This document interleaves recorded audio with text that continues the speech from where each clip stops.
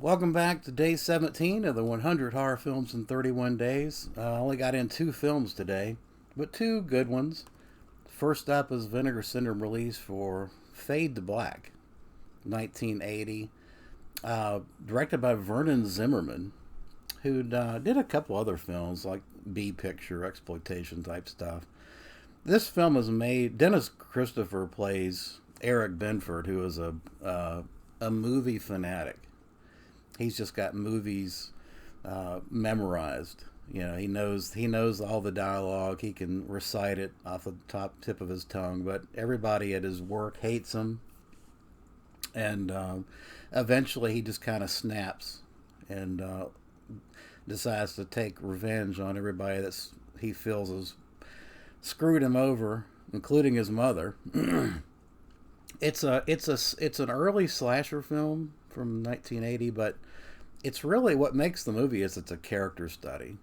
And without Dennis Christopher, I mean, I don't know if it would have been nearly as good. He gives a tour de force performance. It's fantastic. I think it's a great movie. Underrated horror movie.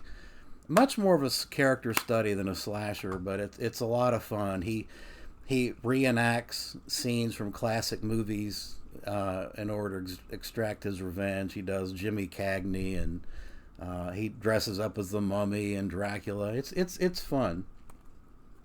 Also, if you've seen this or haven't seen it, look for a very early role for Mickey Rourke. He's he's not. I mean, he's very young in this scene. I mean, in this movie, probably one of his first acting roles. But he's in here as kind of like one of Eric Benford's work partners. But yeah, it's a good movie. Well done. I give it a 7 out of 10. And this Vinegar Syndrome release is fantastic. It's got multiple commentaries and interviews. Good stuff. Dennis Christopher went on to do a lot. He was in It, the original It, Chariots of Fire. He's done a lot of good stuff. All right, next up is 1944's The Mummy's Ghost. Kind of the last film I'm going to cover in the Universal Mummy set. No, I'm sorry, that's not the last movie. I've got Mummy's Curse coming too. Mummy's Ghost is the second of the trilogy that stars Lon Chaney Jr. as Karis. And I think the storyline is better in this one than in the Mummy's Tomb.